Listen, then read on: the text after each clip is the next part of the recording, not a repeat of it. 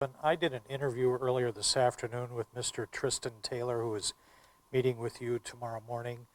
What have you seen the list of 23 items they want to discuss? And politicians like to say some of these are non-starters. What's your reaction to that list of 23? You know, I think they deserve the respect to sit down and have a conversation before there's a reaction. There's some on there that I'm curious about. One is no police in the Detroit Public Schools. We haven't had Detroit police in the public schools in years, to my knowledge, so I'm not sure what that refers to. And then there's going to be a question on do we end up joining together on things we both believe in, or do we have to agree on everything, or we don't do anything? But I look at one of the issues they've listed, and that's the cash bail system. I mean, this is something that I've found appalling my entire life, and it's, again, something white America doesn't really think about. But if you have two 18-year-olds who are both charged with breaking and entering, and the judge posts a bond of $10,000 for each, one has a dad who can write a $1,000 check and the rich kid is out. Other person doesn't have the money, they're sitting in jail even though they haven't been convicted of anything, and the trial is going to be 6 months away. So they're looking at sitting in jail for 6 months because they don't have $1,000. Now think about the pressure to plead guilty. Imagine if you haven't done it, and you are looking at 6 months in jail because you can't make cash bond. The pressure you are under to plead guilty to something you might not have done. This cash bond system is fundamentally racially discriminatory. Is this a time that we can get folks to focus on it? If you'd have told me 2 weeks ago we would go up to Lansing, because this is going to take Lansing legislation, not going to be an easy thing to do.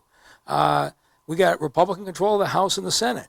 But if you'd have told me 2 weeks ago we were going to go up to Lansing and argue to get rid of the cash bail system, I would have said, you're wasting your time. Now I'm not so sure.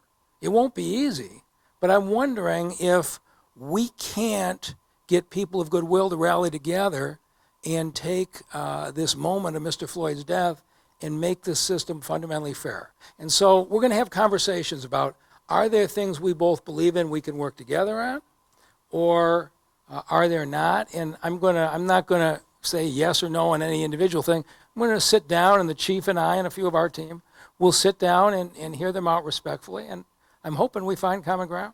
Defund DPD, demilitarize DPD? Yeah, you know, again, we're going to listen respectfully to what folks have to say, but the other thing is I've heard from a lot of folks in this town, and this group is an important group. They've demonstrated their commitment night after night, but there's a whole lot of other groups in this city, block clubs and neighborhood associations and mentoring programs and business groups who also have a stake in the city, and they may have differing views on a number of these issues. This needs to be a conversation with the community. But my intention tomorrow is to recognize the extraordinary commitment these individuals made mile after mile, night after night. I think they deserve to be listened to thoughtfully before I react to the suggestions. They said that they wanted a meeting with you to be with the group publicly. You declined to do it that way. You wanted to meet with them privately first. And he is saying, again, this is Mr. Taylor, saying, we're going to take that meeting tomorrow morning, but then any further discussions, we would like to have you come out and address the group as a whole, because it's the group that came up with the 23 talking points. And he further said that, and I'm paraphrasing what he said, we don't want to participate in ongoing, endless, useless discussions. We want to get some progress and get some concrete things done. So we're going to handle this. I'm going to deal with this in good faith. And everything that I have ever gotten done in my life has been because people sat in a room together, even though they may have started out with differing ideas, but they cared about the end result. They weren't interested in embarrassing each other publicly or showing each other up publicly. That stuff doesn't get you anywhere. But if there is a sincere desire to make the criminal justice system better And if you look at the items on the list, the great majority are not within the city's control. The great majority are going to take action from state or county or some other government. And so the question is, could we build enough trust to work together to try to make things safer or not? And I have not met this individual, and so I don't have any reaction other than to say, I'm going to sit, I'm going to listen respectfully, and whether we end up with common ground or whether we end up with folks keep protesting. But the one thing I will assure the people of Detroit is that we're not excluding the stakeholders who have stayed in the neighborhoods. We're not excluding the stakeholders who have been mentoring young people for years. This is not we negotiate the city's future with one group. They're an important group that deserves respect. But there are a lot of other stakeholders in Detroit, and we're going to make sure that everybody is included in the conversation. Couple of questions for the chief. Good afternoon, sir. Hey, good afternoon. How you doing? When you talk about the use of force investigations, how many people within the department handle those kinds of cases? Is it internal affairs? Is it people from your office? Who are the personnel who handle those, and how many are there? Yeah, I don't have the specific number, Jim. If you, we can get that to you after this briefing. But it's our professional standards section, which is broken down into three entities. First, internal affairs. If there's any allegations of criminal misconduct or just violation of policy, they would do that. Then there's the force section that investigates all allegations of excessive force as well as whether or not the force was proper. And then lastly, which is new and an add-on, as I reported out, Operation Clean Sweep, which is a task force that's been in existence now coming up on a year, addressing allegations of misconduct, criminal misconduct of alleged misconduct of former narcotics officers. So they would do that investigation, and that entity, Professional Standards, is a direct report to me.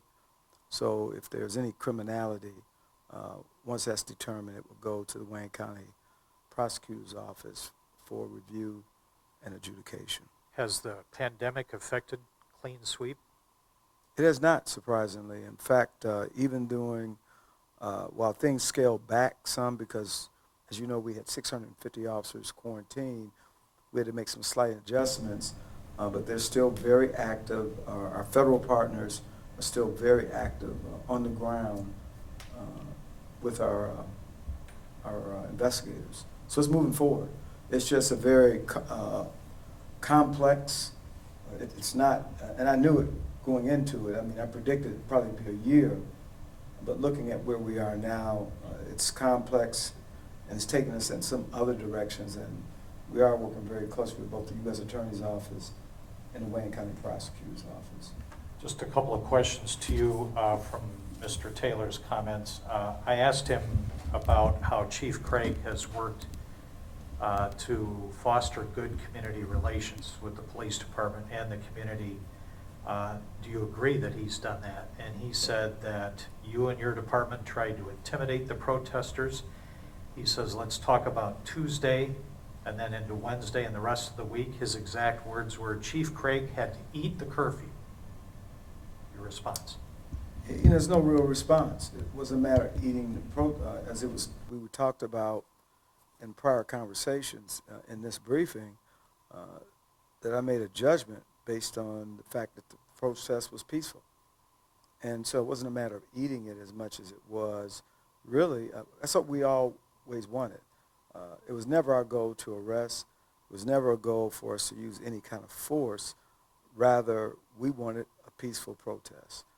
And so over the last several days, there have been no arrests, and I consider that a win. That's a big win, in fact.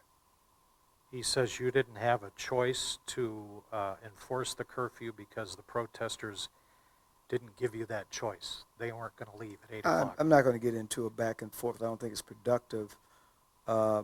Again, we feel, the department feels very strongly that it was a win. We're leaving here with a win.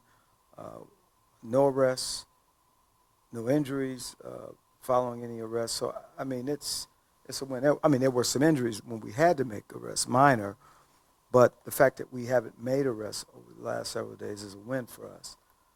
That's, again, was never our goal. We want and we embrace the message. And the Detroit police officers embrace the message. So it's a win for And that's a us. really disappointing tone. Yeah. There are very few cities in America. On 11 days of protest, the city of Detroit only enforced a curfew 3 days. There are very few cities in America that had the curfew for that limited period of time. And, instead of talking about the success that we had for 5 nights in a row, you're attacking the chief for doing the right thing. It probably, I guess we'll see what happens tomorrow, but I was hoping there would be good faith in the conversation. So what does that say about what the end game is here? We're going to with find the out. protests? We're going to find out. I was hoping that we had shared values to change the system as opposed to attack each other, but I guess we'll find out. But I think what the chief did the last 5 days was the right thing to do. I cheered him every single night when he made the decision to let the protests go. And for a department that just a couple nights earlier was being attacked with fireworks and railroad spikes and rocks after dark, arresting somebody from Tennessee with a taser. Just a few nights before, when the department was at risk after dark, for the chief night after night to say, this is a peaceful group, I'm going to support their right. He stood up and he said, I'm supporting their right to protest. It's peaceful. I think the chief did the right thing. Thank you. Thank you.